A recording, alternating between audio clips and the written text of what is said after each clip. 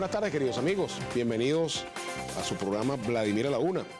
Bueno, hoy vamos a conversar con el doctor Ricardo Paredes Jani. Él es médico cirujano, oncólogo, mastólogo y además, bueno, es egresado de la Universidad Central de Venezuela, de la Escuela José María Vargas. Es cirujano general también, egresado del Hospital Universitario y doctor en Ciencias Médicas en la Universidad del Zulia. Con él vamos a hablar sobre el cáncer, particularmente sobre el cáncer de mama. Bienvenido, doctor. Gracias por asistir al programa. Gracias, Vladimir, por la invitación en el día de hoy. Agradezco esta oportunidad de hablar de esta patología tan importante al público en general.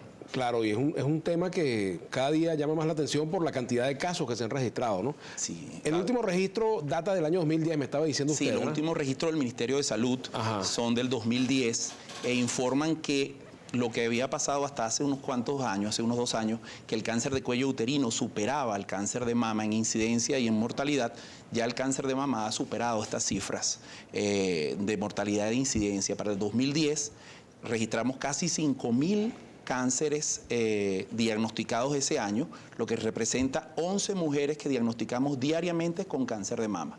Y la mortalidad para ese mismo año fue de casi 1.600 casos, que representa 4.5 mujeres que mueren de esta enfermedad en nuestro país. Esto no es estadística internacional, sino son nuestras. 4 mujeres diarias.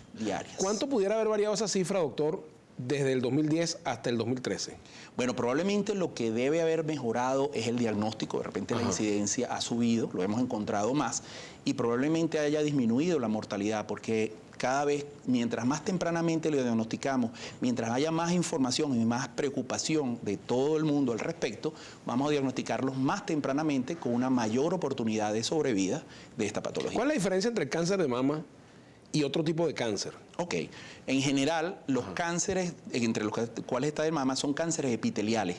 Crecen en los epitelios, en el epitelio, en las células que están en los ductos de la leche. La gran mayoría de estos tumores. Existen también tumores dentro del tejido de conexión que se llaman sarcomas. Entonces los cánceres de mama pertenecen a tumores epiteliales como puede ser el del pulmón, el del tracto gastrointestinal.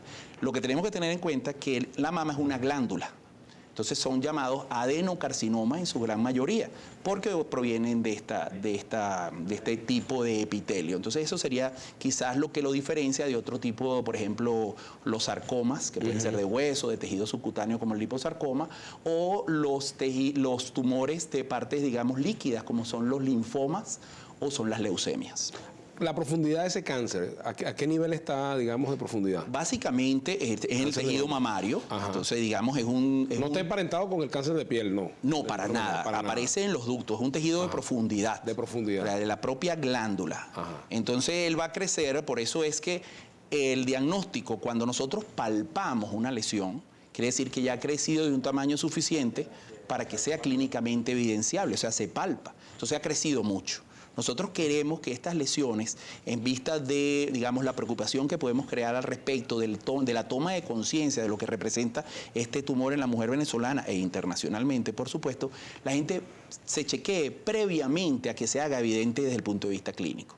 ¿Qué quiero decirte? Por ejemplo, que acudan a su mastólogo desde que desarrollan la glándula mamaria. O sea, desde niña, adolescente, ya de puber, ¿no? Por eso recomendamos el autoexamen mamario. Estamos hablando de 12 años, 13 años, dependiendo de la mujer, Deben aprender a tocarse la mama, porque de esta manera, cuando haya algo que cambie, que sea diferente, vas al médico de inmediato, ¿verdad? También creas la rutina de chequearse la parte, por ejemplo, ginecológica. Entonces van a hacer su citología, se hace su examen ¿Eso mamario. una vez al año, todos? Una vez al año, exacto. Ya cuando la paciente ha desarrollado mama, ha tenido hijos, etcétera, etcétera, bueno, llega a los 35 años, la recomendación en la actualidad en nuestras sociedades de mastología, de oncología, de menopausia, osteoporosis, de ginecología, es que comencemos la primera mamografía, que es el estudio fundamental de diagnóstico, a partir de los 35 años de edad, en las mujeres que no representan riesgo, que no tienen riesgo de desarrollarlo. Mujeres con alto riesgo, por ejemplo, la mamá o la hermana con cáncer de mama, pudieran comenzar antes, a partir, por ejemplo, de los 30 años, la mamografía. ¿En qué porcentaje, por ejemplo, una mujer, doctor Paredes, que tenga a su madre con ese cáncer o que su madre haya fallecido, o una hermana, puede ella desarrollarlo? Esa pregunta es muy interesante, porque se dice que cuando tú tienes una hermana o una madre con cáncer de mama, o sea, un familiar en primera línea, tienes 3 veces más riesgo que una mujer que no lo haya tenido. Por ejemplo, la mamá representa 3 veces más riesgo. Tienes una mamá y una hermana, entonces puedes tener 5 veces más riesgo. Y entonces ahí es cuando empieza lo que puede ser el cáncer hereditario. Si se acuerdan, hace unos meses hubo un revuelo por lo de Angelina Jolie. Ah, eso voy a preguntarle, doctor. Sí, que tenía un gen. Ajá. Que marca un riesgo. Se amputó la... Sí, se hizo una mastectomía profiláctica. Pero por supuesto, pues, me imagino que será la por su reconstruyeron, prótesis, indudablemente, la reconstruyen con algo. Realmente yo no he leído si le hicieron le quitaron toda la glándula o le hicieron una cirugía reductora de riesgo. Pero el hecho es que se quitó una gran parte de su seno y fue reconstruido. ¿Y eso le da a ella garantía de que supera la enfermedad? La protege en un porcentaje importante, por lo menos un 90%, dependiendo la cantidad de tejido que... Ahora, ¿en cualquier caso se puede hacer eso o no en todos los casos? No, en pacientes de alto riesgo. Y eso también creó mucho revuelo y creo que hubo en este tiempo una corriente de información porque entonces todas las mujeres querían quitarse la glándula mamaria, primero porque la hizo una actriz y en segundo lugar por el miedo, la cancerofobia y el riesgo de desarrollar cáncer. ¿El amamantar o no amamantar tiene algo que ver con la enfermedad? ¿Cómo no? Existen factores de riesgo para desarrollar cáncer. El primero, el ser mujer, porque el hombre también tiene cáncer de mama en un 1%. Por cada 100 mujeres que desarrollan un cáncer, hay un hombre. Okay. Exacto. Ya vamos a hablar de ese capítulo para los compañeros aquí en el estudio. Para que tengan que hay tantos caballeros aquí, viendo, ¿no? Pues, por supuesto. Entonces, primero el ser mujer. En segundo lugar, por ejemplo, el desarrollo temprano, lo que llaman la menarquia temprana con una menopausia tardía, representa que hay muchos años sometida a los estrógenos ováricos, entonces representa más estímulo para desarrollar cáncer. El no tener hijos después de los 30 años, el no dar lactancia, que fue la pregunta particular que tú dijiste. La lactancia tiene un efecto protector también para el cáncer de mama. Los antecedentes familiares, el uso de terapias hormonales de reemplazo o anticonceptivos orales durante mucho tiempo, todos esos son factores que por uno solo no determina que le va a dar un cáncer a una paciente, sino la suma y establece riesgo. Entonces, ¿qué haces tú con el riesgo? Calculas cómo se debe evaluar a la paciente.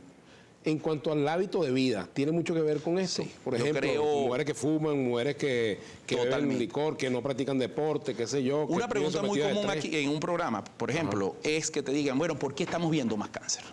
Porque tenemos un estilo de vida diferente. Además que la información va más rápido, existe más conciencia respecto a la enfermedad. También es el estilo de vida, el estrés, la comida chatarra, el uso de grasa, las comidas que usan hormonas, que son factores de riesgo, el cigarrillo, lo mencionaste, el alcohol es factor de riesgo, la falta de actividad física. Está demostrado que por lo menos media hora, 45 minutos de ejercicio 3 veces a la semana disminuye la incidencia en 1.5%. Imagínate tú, entonces eso es una recomendación en cambio de estilo de vida. Come sano, haz ejercicio, no fumes, bebe con moderación. Y eso ya por ahí tienes parte de la batalla ganada por respecto a disminuir el riesgo. Doctor Ricardo Paredes Hani, médico cirujano, oncólogo, mastólogo. Si una mujer va a la consulta, le diagnostican la enfermedad, ella tiene también la opción de ir a otra consulta, de pedir otro diagnóstico. ¿Cuán certero es el diagnóstico de la enfermedad aquí en Venezuela? No, tenemos muy buenos recursos en la actualidad con todo lo que pudieras esperar desde el punto de vista, digamos, de los últimos avances. Tienes la primera herramienta, es la mamografía. La confirmación por el eco. Si tienes alguna duda especial, tenemos resonancia magnética. Pero eso suena muy bonito. Nada supera a la biopsia. Toda lesión que parezca sospechosa debe realizarse una biopsia. No se debería llevar un paciente a quirófano sin saber qué es lo que vamos a operar, solamente en casos especiales, pues excepcionales. Entonces hay que recomendarle a la paciente que se haga su mamografía a tiempo, dependiendo de la edad, su autoexamen de mama primero, su ecosonograma, la resonancia magnética y la biopsia. La resonancia magnética, perdón, que tiene un uso muy irregular en la actualidad, tiene unas indicaciones muy especiales, no sustituye ni a la mamografía ni el eco. Ahora pareciera que es de moda, tienes prótesis mamaria, entonces te quieres hacer una resonancia y no una mamografía porque se te puede romper la prótesis y eso no es verdad. Entonces nada supera la biopsia, entonces todas las pacientes que tengan alguna sospecha deben realizar su biopsia. Otra pregunta para el doctor Ricardo Paredes y tiene que ver con la colocación de prótesis, los productos con los cuales se elaboran estas prótesis. Bueno, hace poco hubo un escándalo con el tema de la ruptura. De la ruptura. ¿Esos productos pueden generar cáncer? La prótesis mamaria por sí ya se determinó hace mucho tiempo que no producen cáncer, no aumentan la incidencia. En una época se pensó, incluso lo que pasaba es que muchas mujeres también se chequeaban más, por tener prótesis van más al médico y se diagnosticaban más. Lo que sí es grave, y menos mal que existe una política de los biopolímeros. Quizás tampoco el biopolímero, porque sigue siendo el mismo silicón, pero líquido que se inyecta en el tejido mamario, no produce cáncer por sí, pero se riega en el tejido mamario. Eso es como inyectarle aceite a la glándula mamaria. Entonces, cuando tú le hacías una mamografía a esa paciente, lo que veías es una serie de pelotas en la mama, porque el organismo lo encapsula y se convierte como una serie de pelotas en la mama que no permitían el paso de los rayos X de la mamografía, y por supuesto las posibilidades que tiene una mujer de diagnóstico precoz a través de una mamografía estaban perdidas. Hacías un ecosonograma, tampoco veías bien. Tenías que hacer hasta una resonancia magnética y todavía te quedaban las dudas. Menos mal que eso se ha proscrito, y yo siempre lo critiqué muchísimo, de que la gente, porque eso tiene culpa del médico, la persona que lo pone, que muchas veces no es médico, y el paciente, porque él sabe lo que le van a inyectar. Entonces digamos que es una responsabilidad compartida. Ahora, esta enfermedad, por supuesto, genera mucho miedo. Sí. Las mujeres quizás, algunas no van a la consulta por temor a que les diagnostiquen algo, lo cual, por supuesto, es un error, y a los hombres también les ocurre que a veces nos da miedo ir a algunas consultas, ¿no? Sí. En todo caso, el autoexamen, que es, digamos, la primera prueba que debe hacerse, ¿cuáles son las señales que nos pueden indicar a la mujer, bueno, y el hombre que también tiene que hacérselo, ya nos queda un minuto, que hay algo de peligro, que hay una alarma que se enciende? Muy interesante también tu pregunta. Lo primero es la tumoración palpable en la mama. Como te dije, cuando uno lo palpa ya ha crecido mucho la lesión. La retracción del pezón o la aureola o alguna parte de la piel, las secreciones por el pezón que sean sanguinolentas, porque por ejemplo la principal secreción por el pezón es la leche, que es normal, pero por ejemplo secreciones sanguinolentas, las erosiones del pezón o la areola, que son ¿alguna mancha, por ejemplo? Pueden también aparecer hematomas o manchas, aumento de volumen en la región axilar.